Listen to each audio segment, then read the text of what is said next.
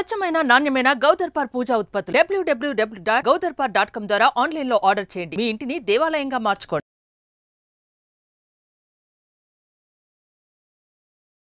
నమస్తే, welcome to Suman TV. నేను మీ యామ్ని. మనకి ఆగస్టు 16 నుంచి 31 వరకు అసలు 12 రాశుల వారికి మంచి చెడు ఏ విధంగా ఉంటుంది, ఎలాంటి పరిహారాలు చేసుకోవాలి, ఈ విషయాలు మనకి తెలియచేయడానికి ప్రస్తుతం మనతో ఉన్నారు ప్రముఖ జ్యోతిష పండితులు బ్రహ్మశ్రీ నందిబట్ల శ్రీహరి శర్మ గారు ఉన్నారు. మరి గురుగారితో మాట్లాడి ఆ విషయాల గురించి అడిగి తెలుసుకుందాం. నమస్కారం గురుగారు. వాగర్థావ్యవ సంపృక్తౌ వాగర్థ ప్రతిపత్తయే జగతః పితరౌ వందే పార్వతీ పరమేశ్వరౌ. సదాశివసమారంభాం శంకరాచార్య మధ్యమాం అస్మదాచార్య పర్యంతం వందే గురు పరంపరాం. ఆదిత్యాయ చ సోమాయ మంగళాయ బుధాయ చ గురుశుక్ర శనిభ్యశ్చ రాహవే కేతవే నమః. శృంగేరి పీఠాధిపతులకి, కంచి పీఠాధిపతులకి నమస్కారములు తెలియజేసుకుంటూ కార్యక్రమాన్ని ప్రారంభిద్దాం. గురుగారు, ఇప్పుడు మనకి ఆగస్టు 16 నుంచి 31 వరకు అండి అసలు వృశ్చిక రాశి వారికి ఏ విధంగా ఉంటుంది?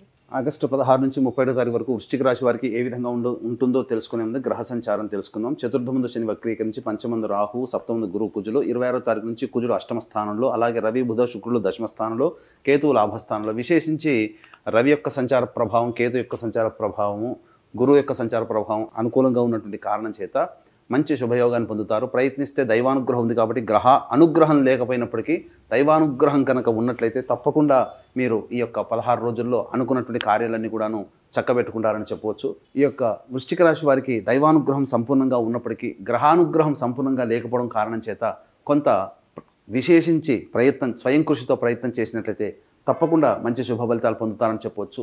ఇక అష్టమ కుజ సంచార ప్రభావం అనుకున్నటువంటి పనులలో కొన్ని ఆటంకాలు, ఇబ్బందులు ఎదుర్కొనేటువంటి, అనగా ఈ యొక్క మాసాంతంలో కొన్ని రకాల ఇబ్బందులు ఖచ్చితంగా ఎదుర్కోవాల్సినటువంటి పరిస్థితి. కాబట్టి ధైర్యంగా ఆత్మవిశ్వాసంతో ముందుకు వేసినట్లయితే అంతా శుభదాయకంగా ఉంటుందని చెప్పవచ్చు.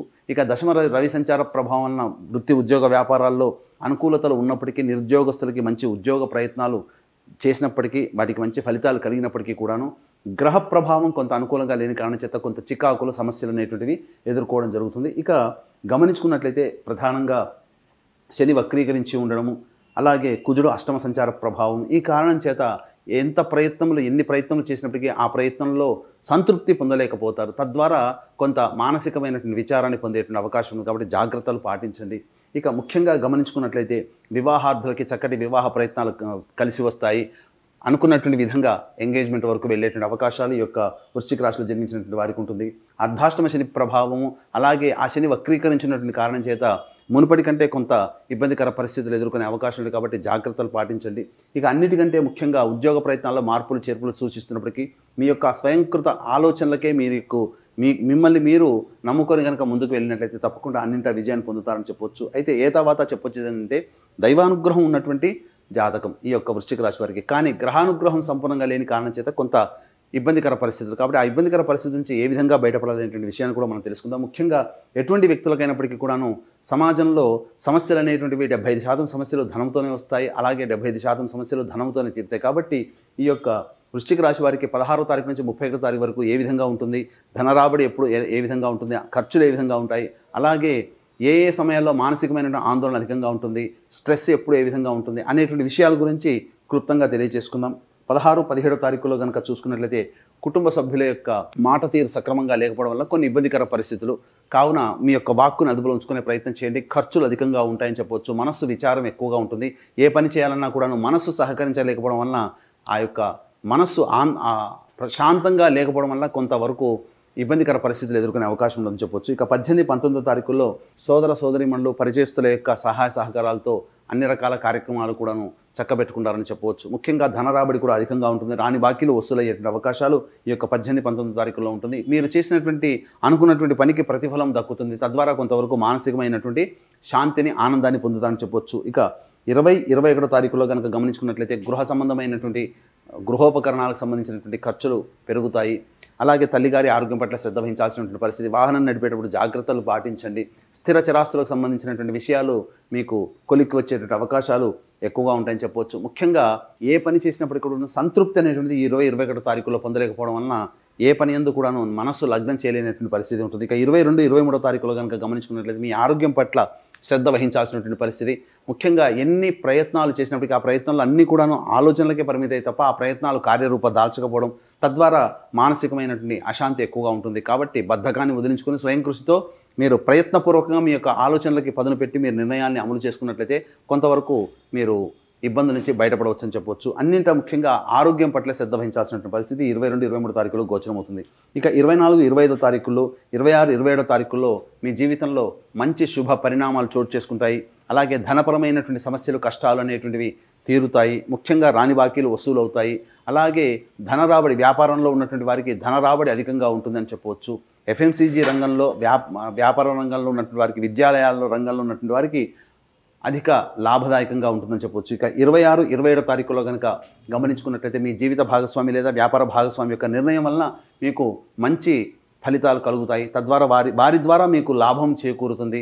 విశేషంగా ధనరాబడి కూడా 26, 27 తారీఖులో ఉంటుందని చెప్పవచ్చు. ఇక 28, 29, 30, 31 ఈ 4 రోజులు కనుక గమనించుకున్నట్లయితే ప్రధానంగా మానసికమైనటువంటి ప్రశాంతత లోపిస్తుంది. ఖర్చులు అధికంగా ఉంటాయి. ఆల్రెడీ మీరు 28, 29, 30 తారీఖుల్లో మీకు ఖర్చులు అధికంగా ఉంటాయి. కాబట్టి మీరు ఆల్రెడీ ప్లానింగ్ చేసుకున్నటువంటి దాంట్లో ఖర్చులు ఉన్నట్లయితే ఆ ఖర్చులను వాయిదా వేసుకుని ఆ ఖర్చును తగ్గించుకున్నట్లయితే ఆల్రెడీ ఆ సమయంలో ఆకస్మిక ఖర్చులు మీకు ఉన్నాయి. కాబట్టి మీరు ప్లాన్ చేసుకున్న ఖర్చులు తోడై ఇబ్బడి ముబ్బడి ఈ విధంగా మీకు కొంత ప్రశాంతత లోపిస్తుంది. కాబట్టి మీరు మనీ మేనేజ్మెంట్ అనేటువంటిది 28, 29, 30 తారీఖులో ఖర్చులను తగ్గించుకోవడం, వాయిదా వేసుకోవడం కనుక చేసుకున్నట్లయితే మంచి శుభ ఫలితాలు పొందుతామని చెప్పొచ్చు.